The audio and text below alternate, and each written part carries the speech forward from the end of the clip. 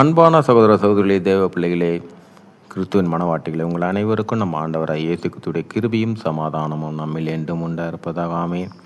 இந்த நாளிலும் பரிசுத்தாவை வெளிப்படுத்துகிற சத்தியத்திற்காக நன்றி செலுத்துவோம். இந்த நாளில் என் பாவம் அல்ல பலவீனமே.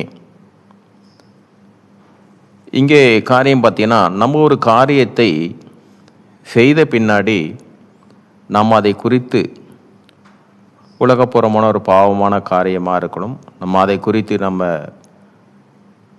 வேதனைப்பட்டு கொண்டிருப்போம், இந்த காரியத்தை நம்ம செய்துட்டோமே அப்படின்னு. ஆனாலும் இதை தேவன் எப்படி பார்க்கிறார் என்றால், பாவமாக அல்ல, அது ஒரு பலவீனமாக தான் பார்க்கிறார்.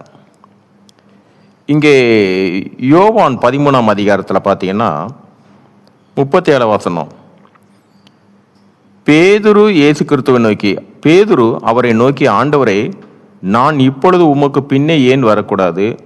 உமக்காக என் ஜீவனையும் கொடுப்பேன் என்றான். எப்படிப்பட்ட ஒரு வைராக்கியமான விசுவாசம் நம்ம ஆண்டவரை இயேசு கிறிஸ்து மேல! அவருடைய விசுவாசத்தில் எந்த குறைவும் கிடையாது. அதே விசுவாசத்தில் தான் அவரை காவலர்கள்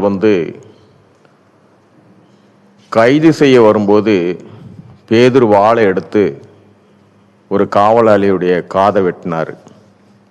அங்க பார்த்துக்கலாம் எவ்வளோ அவருடைய விசுவாசம். நம்ம ஆண்டவருடைய மேல எவ்வளோ வைராக்கியமான விசுவாசம். ஆண்டவர்கிட்ட சொல்றாரு, உமக்காக என் ஜீவனையும் கொடுப்பேன். ஆனால் ஆண்டவராய் இயேசு கிறிஸ்து 38வது வசனம், யோவான் 13ஆம் அதிகாரம் 38 வசனத்தில் என்ன சொல்றாருன்னா, இயேசு அவனுக்கு பிரதி உத்தரமாக, எனக்காக உன் ஜீவனையும் கொடுப்பாயோ? சேவல் கூவுவதற்கு முன்னே நீ என்னை 3 தரம் மறுதலிப்பாய் என்று மெய்யாகவே மெய்யாகவே உனக்கு சொல்லுகிறேன் என்றார். அதே விசுவாசத்தில் இருந்த பேதுரு தான் இயேசு கிறிஸ்துவை கைது செய்து அழைத்து கொண்டு போகும்போதும் சரி, அவர் மறுதலித்தார். இந்த கிறிஸ்து யாருன்னு எனக்கு தெரியாது. 3 தரம் மறுதலிக்கும் போது, 3ஆம் தரம் மறுதலிக்கும் போது சேவலும் கூவிச்சு. நம்ம ஆண்டவரை இயேசு கிறிஸ்து கண் பார்வையினால பேதுருவை பார்த்தார். ஆனால் பேதுரு மனம் கசந்து வெளியே போய் அழுதார்.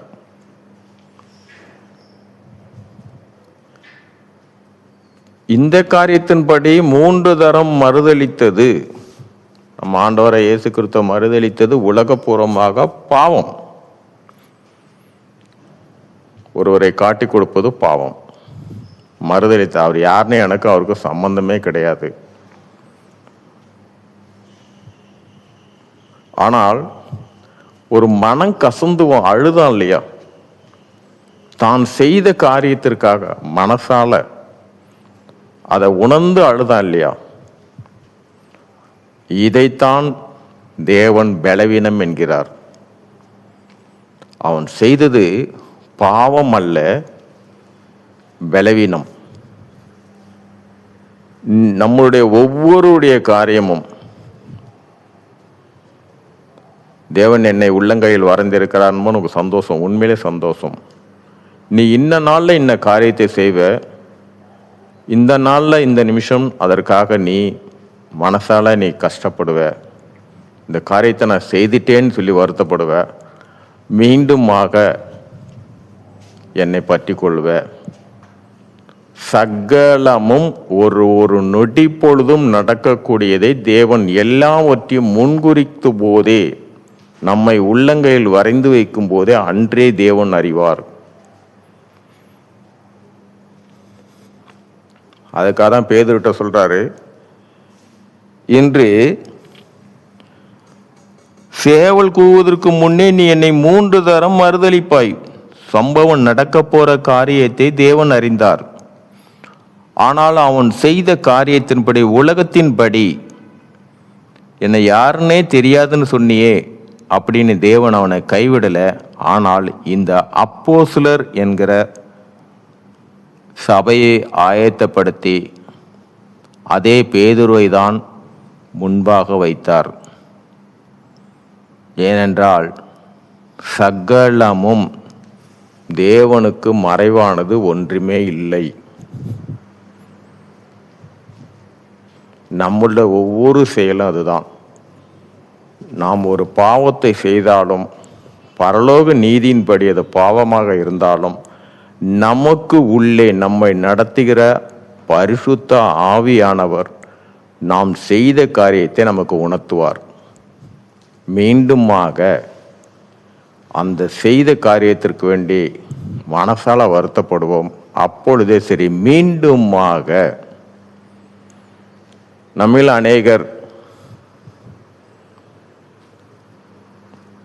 தேவனுக்கு விரோதமான காரியம் செய்துட்டாலும் நான் உண்மை உள்ளவன் இல்லை, நான் எப்படி அந்த ஆண்டவர்கிட்ட போய் நான் நிற்பேன், அதனால் நான் வரல, நீங்கள்லாம் சர்ச்சைக்கு போங்க, நான் வரல அல்ல. இதை உலகம்தான் அவருடைய ஐக்கியத்திலிருந்து நம்மை பிரித்து வைக்கக்கூடிய சூழ்ச்சி.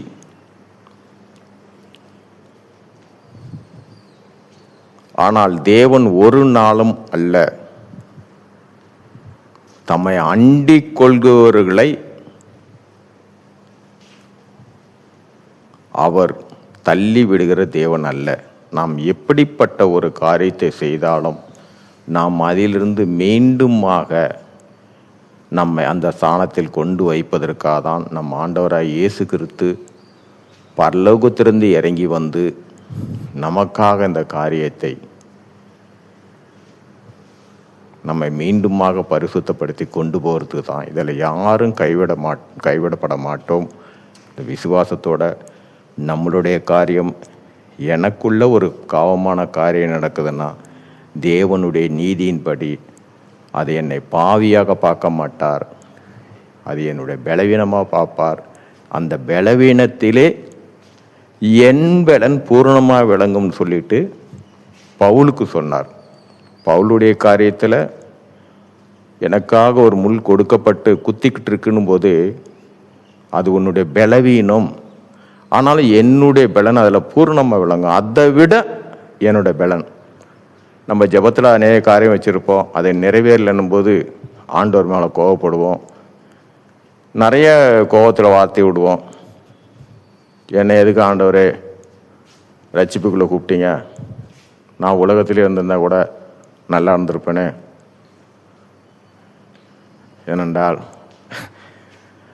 12 வருஷத்துக்கு முன்னாடி இதே வார்த்தை தான் நான் ஆண்டவரிடத்தில் கேட்டேன் ரட்சிக்கப்பட்ட காரியத்தில். ஆனால் அப்படி கேட்டவனு தான் இன்றைக்கி ஒரு ஊழியக்காரனை நிறுத்தியிருக்கிறாரு. நம்ம அப்படி ஆண்டவர் விட்டு நம்ம விலகி இருந்தாலும் சரி, தேவன் நம்ம அழைத்த அழைப்பு. ஆனால் ஒரு நேரத்தில் மீண்டுமாக நாம் அவரோட சேர்க்கப்படுவோம். இது எல்லாமே தேவனுக்கு எல்லாம் அறிந்தவர். அதனால் எந்த ஒரு காரியமானாலும் என்னுடைய பாவமாக அல்ல, தேவன் அது நான் தான் பாவம் என்று எண்ணுகிறேன், ஆனால் என் தேவன் அதை பலவீனமாக தான் எண்ணி அந்த பலவீனத்திலிருந்து அவருடைய பலனை கொடுத்து தான் மீண்டுமாக என்னை நிலைநிறுத்துகிறார். நம்முடைய எல்லா காரியம் அதுதான். அந்த பாவம் செய்துட்டு அந்த குத்தலான எண்ணங்கள் வராதவாறு என் தேவன் அதிலிருந்து மீட்டுட்டார்னு விசுவாசிப்போம். இந்த காரியத்தில் நம்ம ஆவியானவருக்கு நன்றி சொல்லுவோம். பரிசுத்த ஆவியானவர் இந்த நாளிலும் இந்த சத்தியத்தை குறித்து வெளிப்படுத்தின சக்திக்காக நன்றி செலுத்துவோம். இந்த காரியத்தின் மூலம் எல்லாவற்றிலும் மூவரிலும் ஒருவராக இருக்க தேவனே, உம்முடைய நாமம் ஒன்றுக்கே மகிமை உண்டாதாக. ஆமென்.